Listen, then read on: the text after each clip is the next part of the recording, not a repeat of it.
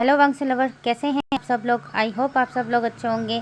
Story शुरू करने से पहले मैं आप लोगों को बहुत बहुत थैंक यू कहना चाहती हूं, क्योंकि पिछली बार की तरह इस बार भी मैंने वांगसन फैंटेसी फीस्ट कंपटीशन जीत गई हूं। ये मैं नहीं जीत सकती थी अगर आप लोगों का साथ नहीं होता। आप लोगों के कमेंट और लाइक ने मुझे इस कंपटीशन को जिता दिया। आप लोगों के कमेंट पढ़कर मुझे बहुत खुशी हुई। मैं उम्मीद करती हूँ आप आगे भी मेरी स्टोरी को इतना ही लाइक और प्यार करेंगे और मुझे अच्छे अच्छे कमेंट करेंगे, जिससे मैं आगे भी नई स्टोरी लाने के लिए मोटिवेट होती रहूँ। आप लोगों को फिर से मैं एक बार थैंक यू कहती हूँ। और जो मेरे चैनल पर नए आ रहे हैं, प्लीज़ मेरे चैनल को सब्सक्राइब कर दीजिएगा। प्लीज़ बैकग्राउंड नॉइज़ को इग्नोर कीजिएगा। चलिए शुरू करते हैं वी मीट अगेन का नेक्स्ट पार्ट। पिछले पार्ट में हमने देखा वांगजी विहिंग से मिलने गया था, लेकिन विहिंग ने वांगजी से रूडली बात की थी। अब आगे विहिंग रेस्टोरेंट से अपने घर आता है। आते ही वह सीधे वॉशरूम में चला जाता है और रोने लगता है। उसे बार बार वांगजी का किस याद आ रहा था, जिस वजह से वह बहुत गुस्सा हो जाता है और अपने होठों से वांगजी के टच को हटाने की कोशिश करता रहता है, और जिस वजह से उसके होठ बुरी तरह से छिल जाते हैं। वह वॉशरूम में बैठकर रोने लगता है। नेक्स्ट मॉर्निंग हम लैन मेंशन का सीन देखते हैं। सभी लोग अपना अपना ब्रेकफास्ट कर रहे थे, लेकिन अभी तक वांगजी नहीं आया था। इसलिए कार्मन ली ने यंगजी की तरफ देखा और यंगजी से कहा, जाकर अपने भाई को बुला के लाओ। वह इस घर के सारे नियम और रूल भूल चुका है। उसे अच्छी तरह पता है कि हम 8 बजे से पहले नाश्ता कर लेते हैं, लेकिन जनाब अभी तक उठकर नहीं आए हैं। जाकर उसको बुलाकर लेकर आओ। यंगजी हाँ में अपना सर हिलाती है और वहाँ से उठकर वांगजी के रूम में चली जाती है। वांगजी के रूम में जाकर देखती है वांगजी अभी तक सो रहा था, इसलिए यंगजी वांगजी को उठाने लगती है और कहती है, गगा जल्दी से उठ जाओ, मॉम गुस्सा कर रही हैं, सुबह हो चुकी है, उठ जाओ। यंगजी की आवाज़ सुनकर वांगजी यंगजी की तरफ देखता है और कहता है, मैं अभी नहीं उठ रहा हूँ, मुझे सोने दो। ऐसा कहकर वांगजी अपने सर के ऊपर पिलो रख लेता है और सोने लगता है। लेकिन तभी अचानक वांगजी को याद आता है कि आज भी तो उसे विहिंग से मिलने जाना है। वह रोज़ विहिंग से मिलने जाएगा जब तक विहिंग उसे माफ़ नहीं कर लेता या उसकी बातें नहीं सुन लेता। इस सोचकर वह झटके से उठकर बेड पर खड़ा हो जाता है। यंगजी जब यह देखती है तो डर जाती है और कहती है, गगा आपको क्या हुआ है, आप अचानक इस तरह से क्यों उठ गए। वांगजी कहता है, मुझे ऑफिस जाना है। ऐसा कहकर वांगजी सीधे वॉशरूम में चला जाता है। यंगजी यह देखकर हैरान थी और अपने सर को खुजा रही थी और सोच रही थी, वांगजी गगा थोड़े से अजीब से हैं, मुझे तो कभी कभी ये पागल नज़र आते हैं। ऐसा कहकर वह अपना हेड सेक करती है और वांगजी के रूम से बाहर आ जाती है। यंगजी जब ब्रेकफास्ट टेबल के पास आती है, कार्मन ली जब उसे देखती है तो कहती है, क्या बात है, तुम्हारा भाई नहीं आया। यंगजी कहती है, गगा उठ चुके हैं और वॉशरूम में हैं, अभी थोड़ी देर में आ जाएंगे। ऐसा कहकर यंगजी अपनी सीट पर बैठ जाती है और नाश्ता करने लगती है। थोड़ी देर में ही वांगजी तैयार होकर नीचे आता है और कहता है, मॉम मुझे जल्दी से नाश्ता दीजिए, मुझे अभी इसी वक्त निकलना है। कार्मन ली जब यह देखती है तो थोड़ा सा मुस्कुरा देती है और कहती है, कितने दिनों बाद तुम हमारे साथ नाश्ता करने वाले हो। वांगजी सिर्फ हाँ में अपना सर हिलाता है और खुद ही नाश्ता लेकर खाने लगता है। यंगजी भी अपना नाश्ता कर रही थी। नाश्ता करते करते यंगजी सबकी तरफ देखती है। वहाँ पर लैन कुरेन, कार्मन ली और वांगजी और यंगजी ही थे। लैन सिचेन और मिंगयाओ अब दूसरे मेंशन में रहा करते थे। यंगजी सबकी तरफ देखती है और कहती है, मुझे आप लोगों को एक बात बतानी है। कार्मन ली यंगजी की तरफ देखती है और कहती है, हाँ बेटा बताओ, क्या बात बतानी है। वांगजी यंगजी की बात पर ध्यान नहीं देता, वह का नाश्ता खत्म कर रहा था। तभी यंगजी कहती है, मुझे से प्यार हो गया है। वांगजी जब यह सुनता है एक पल के लिए रुक जाता है, लेकिन फिर से वह नाश्ता करने लग जाता है। कार्मन ली हैरान हो जाती है यंगजी की बात सुनकर। वह यंगजी की तरफ देखती है और कहती है, क्या सच में तुम्हें कोई पसंद आ गया है। यंगजी हाँ में अपना सर हिलाती है और कहती है, माँ वो बहुत हैंडसम है, मैंने जब उन्हें पहली बार देखा था ना, तभी मैं उनके प्यार में पड़ गई। मॉम वो मेरे पहली नज़र का पहला प्यार है, अगर मैं शादी करूँगी तो उन्हीं के साथ। कार्मन ली यंगजी की बात सुनकर मुस्कुरा देती है और कहती है, हाँ पहले उसका नाम तो बताओ, मैं भी तो जानती कि मेरी बेटी को कौन पसंद आ गया है। एक बार सबकी तरफ देखती है। वांगजी अभी भी अपना नाश्ता खत्म कर रहा था, वह जल्दी जल्दी जूस पीने लगता है। तभी यंगजी कह देती है कि डॉक्टर विभूषण। वांगजी जैसे ही यह सुनता है, उसके मुंह का सारा जूस बाहर आ जाता है और वह जोर जोर के खांसने लगता है। कार्मन ली जल्दी से वांगजी के पास आती है और उसकी पीठ को थपथपाने लगती है और कहती है, क्या हुआ अचानक तुम्हें। वांगजी अपनी माँ की तरफ देखने लगता है और फिर यंगजी की तरफ देखने लगता है। फिर गुस्से से यंगजी की तरफ देखता है और कहता है, दुनिया में क्या लड़कों की कमी है, तुम्हें वही डॉक्टर विभूषण ही मिला था प्यार करने के लिए, भूल जाओ, तुम्हारी शादी उसके साथ नहीं हो सकती। यंगजी जब यह सुनती है तो वह भी जल्दी से वांगजी के पास आती है और कहती है, क्यों गगा, क्या कमी है उनमें, वो कितने स्मार्ट हैं, हैंडसम है, उन जैसा डॉक्टर कहीं नहीं मिलेगा, पता है वो कितने काइंड हार्टेड हैं। वांगजी जब यह सुनता है तो गुस्से से यांगजी की तरफ देखता है और कहता है, कुछ भी हो लेकिन तुम उसे भूल जाओ, मैं तुम्हारी शादी डॉक्टर विभूषण से कभी भी नहीं होने दूंगा। ऐसा कहकर वांगजी वहाँ से जाने लगता है। यांगजी जब यह सुनती है तो वह जोर जोर के रोने लगती है और अपनी माँ को गले से लगा लेती है और कहती है, अगर मैं शादी करूँगी तो डॉक्टर विभूषण से, नहीं तो मैं किसी के साथ ही शादी नहीं करूँगी। वांगजी जाते जाते रुक जाता है और फिर से यांगजी की तरफ देखता है और कहता है, अगर तुम सारी ज़िंदगी कुंवारी रहोगी तो रह लो, लेकिन तुम उस डॉक्टर विभूषण से शादी नहीं करोगी। ऐसा कहकर वह वहाँ से चला जाता है। कार्मेन ली वांगजी को बुलाती रह जाती है, लेकिन वांगजी कार्मेन ली की कोई बात नहीं सुनता। अपनी कार लेकर वह मेंशन से बाहर निकल जाता है। लैन कुरैन काफ़ी देर से उन लोगों का ड्रामा देख रहा था। फिर वह यांगजी के पास आता है और कहता है, अब रोना बंद करो। अगर तुम उस लड़के से प्यार करती हो और अगर वो लड़का तुमसे प्यार करता है तो मैं खुद तुम दोनों की शादी करवाऊंगा, इसलिए अभी चुप हो जाओ। वांगजी का क्या है, वांगजी को मैं मना लूँगा। ऐसा कहकर वह यांगजी के सर पर प्यार से हाथ सहलाते हैं। उधर वांगजी लैन मेंशन से काफ़ी दूर आ गया था। वह एक जगह कार को रोकता है और गुस्से में कार के टायर पर एक लात मार देता है, लेकिन उसी के पैर में चोट लग जाती है। वह अपना पैर लेकर उछलने लगता है। फिर गुस्से में कहता है, यांगजी को पूरी दुनिया में बीइंग मिला था प्यार करने के लिए, मैं उन दोनों की शादी कभी नहीं होने दूंगा। ऐसा कहकर वह फिर से अपनी कार में आकर बैठ जाता है और अपनी कार को हॉस्पिटल की तरफ ले जाता है। वांगजी जैसे ही बीइंग के हॉस्पिटल पहुंचता है और बीइंग के केबिन की तरफ बढ़ने लगता है, तभी अचानक वांगजी की नज़र बीइंग पर पड़ती है, जो एक लड़की को गले से लगा रहा था। वह लड़की बीइंग से मुस्कुरा के बातें कर रही थी। बीइंग भी उससे मुस्कुरा के बातें कर रहा था। वांगजी जैसे ही यह देखता है तो वह अपने हाथों की मुट्ठियों को कस लेता है और गुस्से से बीइंग को देखने लगता है। बीइंग वैंकिंग से बातें कर ही रहा था कि तभी अचानक उसकी नज़र वांगजी पर पड़ती है। वह एक नज़र के लिए वांगजी को देखता है। वांगजी बहुत गुस्से में नज़र आ रहा था। यह देखकर हैरान हो जाता है। बीइंग ने इस वक्त मास्क पहन रखा था। वैंकिंग जब यह देखती है कि बीइंग ने मास्क पहन रखा है तो वह जल्दी से बीइंग का मास्क उतार देती है। बीइंग के होंठ फूले हुए और जख्मी लग रहे थे। यह देखकर वैंकिंग हैरान हो जाती है और बीइंग को कहती है, बीइंग क्या हुआ, तुम्हारे होठों को क्या हुआ। ऐसा कहकर वह बीइंग के होठों को छूने लगती है। यह देखकर तो वांगजी का पारा और भी हाई हो जाता है। ऐसे कैसे कोई लड़की बीइंग के होठों को छू सकती है।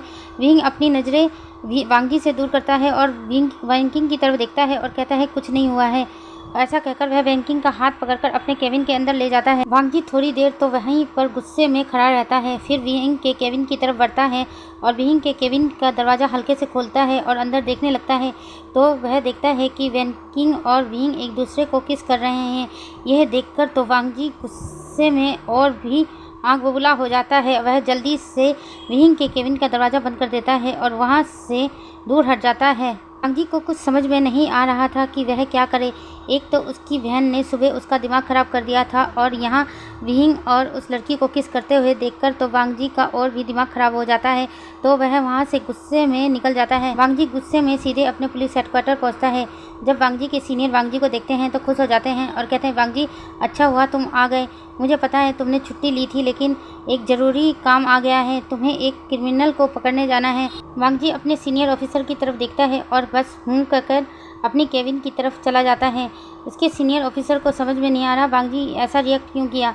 वांगजी अपने केबिन में जाकर अपने सर के बालों को खींचने लगता है और कहता है, ये सब क्या हो रहा है। वह लड़की कौन है जिसके साथ बीइंग था और बीइंग उसे किस क्यों कर रहा था। उधर बीइंग जब वैंकिंग को अपने केबिन में लेकर आता है तो वैंकिंग बीइंग के होठों की तरफ देखती है और कहती है कि बहुत ज़्यादा इंजरी है इसमें, तुम्हें यहाँ पर मेडिसिन लगानी चाहिए। बीइंग कहता है, कोई ज़रूरत नहीं, लेकिन वैंकिंग सुनती नहीं है। वैंकिंग मेडिसिन लाकर बीइंग के टेबल पर बैठ जाती है और बीइंग के होठों पर मेडिसिन अप्लाई करने लगती है। लेकिन जब वांगजी ने केबिन का दरवाज़ा खोला था तो उस एंगल से ऐसा लग रहा था कि बीइंग और वैंकिंग दोनों ही एक दूसरे को किस कर रहे हैं। और वांगजी अपने कुछ ऑफिसरों के साथ उस क्रिमिनल को पकड़ने चला जाता है। वांगजी अभी भी गुस्से में था, इसलिए अपना सारा गुस्सा उन क्रिमिनलों पर उतार रहा था। वह जिसे देख रहा था उसे ही गोली से शूट कर दे रहा था। उसके ऑफिसर कहते हैं कि हमें उस क्रिमिनल को जिंदा पकड़ना है, इस तरह से तुम सबको मार दोगे तो हम किसको लेकर जाएंगे। वांगजी कहता है, आई डोंट केयर, मुझे यहाँ भेजा गया है, मैं उसे जिंदा ले जाऊँ या मार कर। जब वह क्रिमिनल देखता है कि एक एक करके उसके सब साथी मारे जा रहे हैं तो वह वहाँ पर बम ब्लास्ट करना शुरू कर देता है। वांगजी भी इसके चपेट में आता है, लेकिन उसको हल्की फुल्की चोटें लगती हैं। वांगजी जब उस क्रिमिनल को देखता है तो उसका गुस्सा और बढ़ जाता है और वह उस पर शूट करने लगता है। वह क्रिमिनल भी वांग जी के ऊपर शूट कर देता है।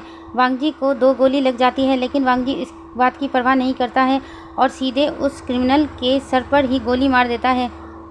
जब वांग जी का दोस्त यांग यह देखता है कि वांग जी को गोली लगी है तो वह जल्दी से वांग जी के पास आता है और कहता है, वांग जी, तुम्हें तो गोली लगी है, तुम्हें अभी इसी वक्त हॉस्पिटल जाना है।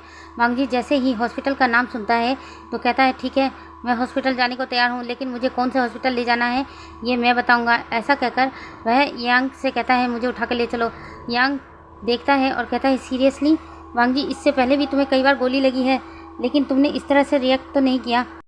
वांग जी जब यह सुनता है तो वह यांग की तरफ देखता है और कहता है, तुम मुझे हॉस्पिटल लेकर जा रहे हो या मैं खुद ब खुद चला जाऊं।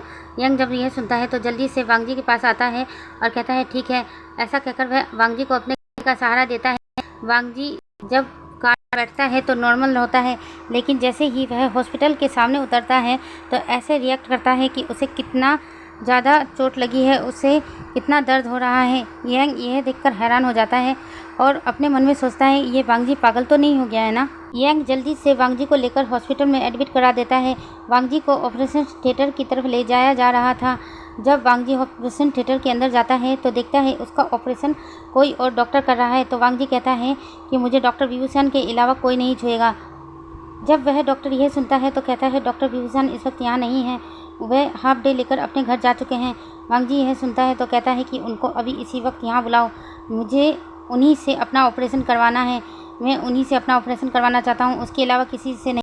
अगर किसी ने मुझे हाथ लगाने की कोशिश की तो मुझसे बुरा कोई नहीं होगा। डॉक्टर वांग जी की ऐसी जिद सुनकर परेशान हो जाता है और ऑपरेशन थिएटर से बाहर आ जाता है और यांग की तरफ देखता है और कहता है कि आपका ऑफिसर अजीब सी बातें कर रहा है, वह चाहता है कि उसका ऑपरेशन डॉक्टर विभूषण ही करे, अभी डॉक्टर विभूषण यहाँ पर नहीं है। यांग जब यह सुनता है तो हैरान हो जाता है और अपने ही मन में सोचता है, वांग जी तुम्हें हो क्या गया है, आज से पहले तुम इस तरह से रिएक्ट नहीं करते थे। तभी यांग डॉक्टर की तरफ देखता है और कहता है कि आप जल्दी से डॉक्टर विभूषण को बुला दीजिए, उसे गोली लगी है, उसका ज़्यादा ही ब्लड लॉस हो जाएगा। डॉक्टर जैसे ही यह सुनता है तो वह हाँ में अपना सर हिलाता है और जल्दी से विभूषण को कॉल लगा देता है। विंग अपने घर गया था, लेकिन जैसे ही हॉस्पिटल से कॉल आती है तो विंग कहता है, हाँ मैं आ रहा हूँ। विंग जल्दी से हॉस्पिटल पहुँचता है तो वह डॉक्टर ऑपरेशन थिएटर के बाहर खड़ा था। विंग डॉक्टर की तरफ देखता है और एक बार यांग की तरफ देखता है जिसने पुलिस ऑफिसर की ड्रेस पहन रखी थी। वह कहता है, क्या बात है। तभी यांग कहता है, मेरे दोस्त को गोली लगी है, हम लोग क्रिमिनल को पकड़ने गए थे जिस वजह से उसे गोली लग चुकी है, वह आपके अलावा किसी और से अपना ऑपरेशन नहीं करवाना चाहता, इसलिए जल्दी कीजिए। विंग जैसे ही यह सुनता है तो जल्दी से स्टाफ रूम में चला जाता है और अपने ऑपरेशन वाले कपड़े पहनकर बाहर आ जाता है और ऑपरेशन थिएटर के अंदर चला जाता है। अभी तक विंग को पता नहीं था कि वह ऑफिसर कौन है। जैसे ही विंग ऑपरेशन थिएटर के अंदर जाता है और वांग जी को अपने सामने देखता है तो हैरान हो जाता है। वांग जी जैसे ही विहिंग को देखता है तो मुस्कुरा देता है, लेकिन तभी अचानक उसे याद आता है कि विहिंग किसी लड़की को किस कर रहा था, तो वह फिर से विहिंग की तरफ गुस्से से देखने लगता है। विहिंग को समझ में नहीं आ रहा कि वांग जी उसे इस तरह से गुस्से से क्यों देख रहा है। विहिंग जल्दी से अपने नर्स को इशारा करता है और वांग जी को एनेस्थीसिया का इंजेक्शन देने को कहता है। नर्स इशारा समझ जाती है। वांग जी अभी भी विहिंग की तरफ गुस्से से देख रहा था, लेकिन नर्स मौका देखकर वांग जी को एनेस्थीसिया का इंजेक्शन दे देती है। विहिंग वांग जी से कुछ नहीं कहता। वांग जी अभी भी विहिंग की तरफ गुस्से से देख रहा था। धीरे धीरे वांग जी की आंखें बंद हो जाती है। उसके बाद विहिंग वांग जी का ऑपरेशन करना स्टार्ट कर देता है। इधर कार्मन ली को जब खबर मिलती है कि वांग जी को गोली लगी है और उसे हॉस्पिटल में एडमिट किया गया है, तो कार्मन ली यंग जी के साथ सीधे हॉस्पिटल पहुंचती है। जब कार्मन ली हॉस्पिटल पहुंचती है तो देखती है कि यंग ऑपरेशन थिएटर के बाहर खड़ा है। कार्मन ली जल्दी से यंग के पास जाती है और बोलती है कि अब वांग जी कैसा है। यंग कार्मन ली की तरफ देखता है और कहता है, आंटी अभी वांग जी का ऑपरेशन हो रहा है, उसको 2 गोली लगी है, एक कंधे पर और एक हाथ पर। कार्मन ली जब यह सुनती है तो जल्दी से अपने मुंह पर हाथ रख लेती है और रोने लगती है और कहती है कि मैंने इस नालायक को कितना समझाया है कि ये नौकरी छोड़ दे, उसकी जान को खतरा हुआ है, मुझे हमेशा उसकी चिंता होती है, लेकिन पता नहीं इस लड़के ने क्या जिद ठान रखी है। हमारा इतना अच्छा खासा बिजनेस है, उसको छोड़कर इसे पुलिस फोर्स ही ज्वाइन करना था। यंग जी जब अपनी माँ को रोता हुआ देखती है तो जल्दी से अपनी माँ के पास आती है और कहती है, मॉम मत रोइए, गगा को कुछ नहीं होगा, इससे पहले भी गगा को कई बार गोली लग चुकी है ना, आपको तो अच्छी तरह पता है गगा कितने जिद्दी हैं, वह किसी की बात नहीं मानते हैं। तभी वहाँ के ऑपरेशन थिएटर की लाइट ऑफ हो जाती है। कार्मन ली, यंग और यंग जी जब यह देखते हैं तो तीनों चुप हो जाते हैं और ऑपरेशन थिएटर का दरवाज़ा खुलता विंग वहाँ से बाहर निकलता है। कार्मेल ली जब यह देखती है तो जल्दी से वह विंग के पास जाती है और विंग का हाथ पकड़ लेती है और कहती है, बेटा मेरा बेटा कैसा है, वह ठीक तो है ना। विंग कार्मेल ली की तरफ देखता है और कहता है, मैम हाँ आपका बेटा ठीक है, उसे 2 गोली लगी है, हमने उसका ऑपरेशन कर दिया है, लेकिन अभी कुछ दिनों तक वह अपना दायां हाथ नहीं हिला सकते हैं। कार्मेल ली जब यह सुनती है तो वह मुस्कुरा देती है और विंग को थैंक यू कहती है।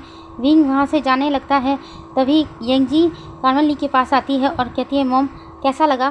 कार्मेल ली हैरानी से यंगजी की तरफ देखती है और कहती है, कैसा लगा का क्या मतलब है। अरे आपका सन-इन-लॉ वो जा रहा है, कैसा लगा मैं ये पूछ रही हूँ, यही तो डॉक्टर विभूषण है। कार्मेल ली जब यंगजी की यह बात सुनती है तो वह हैरानी से यंगजी की तरफ देखती है और एक बार विंग की तरफ देखती है जो अभी वहाँ से जा रहा था। कार्मेल ली विंग को एक बार गौर से देखती है तो वह यंगजी की तरफ देखकर मुस्कुरा देती है और यंगजी का हाथ पकड़ती है और कहती है, बेटा ये तो बहुत ही ज़्यादा हैंडसम है, तुमने इतना अच्छा लाइफ पार्टनर कहाँ से ढूंढा। मैं तुम्हारे से बात करूंगी, जल्द ही तुम्हारी और डॉक्टर विभूषण की शादी करवा दूंगी। यंगजी जब यह सुनती है तो वह खुशी से अपने माँ को गले से लगा लेती है। यंग वहीं पे खड़े होकर माँ बेटी की बातें सुन रहा था और अपने मन में कहता है, सीरियसली अभी उनका बेटा ऑपरेशन थिएटर रूम के अंदर है और ये दोनों अभी से रिश्ते की बात कर रहे हैं। मुझे तो आज सिर्फ वांगजी ही पागल नजर आ रहा था, लेकिन अब लग रहा है कि उसकी पूरी फैमिली पागल है। ऐसा कहकर वह अपने सर को खुजाने लगता है। कुछ देर बाद वांगजी को नॉर्मल वार्ड में शिफ्ट कर दिया जाता है। कार्मेल ली यंगजी और यंग की तरफ देखती है और कहती है कि तुम दोनों घर चले जाओ, मैं वांगजी के पास हूँ। यंगजी मना करती है, कहती है, नहीं मॉम मैं यहाँ रुक जाती हूँ, आप चले जाइए। कार्मेल ली यंगजी की तरफ गुस्से से देखती है और कहती है, तुम्हें यहाँ रुकने की कोई ज़रूरत नहीं है, मुझे अच्छी तरह पता है तुम यहाँ क्यों रुकना चाहती हो, इसलिए मैं कह रही हूँ कि तुम दोनों अभी घर चले जाओ और कल सुबह यहाँ आ जाना। यंग जब यह सुनता है तो वह यंगजी का हाथ पकड़ता है और यंगजी को वहाँ से ले जाता है। यंगजी अभी भी बेहोश था। कार्मेल ली को वांगजी को इस तरह से बेहोश देखकर अच्छा नहीं लगा। वह वांगजी के पास बैठ जाती है और वांगजी के सर को सहलाने लगती है और कहती है, वांगजी तुम्हें क्या हुआ है, तुम अपनी दिल की बात मुझे क्यों नहीं बताते हो। मुझे पता है कुछ दिनों से तुम डिस्टर्ब हो, मैं जानना चाहती हूँ तुम्हारे साथ ऐसा क्या हुआ है जिस वजह से तुम ऐसे हो गए हो। तो चलिए गाइज आज के लिए इतना ही। अगर आप लोगों को मेरी ये स्टोरी पसंद आ रही है तो प्लीज़ कमेंट करके बताइएगा और लाइक करना और सब्सक्राइब करना मत भूलिएगा।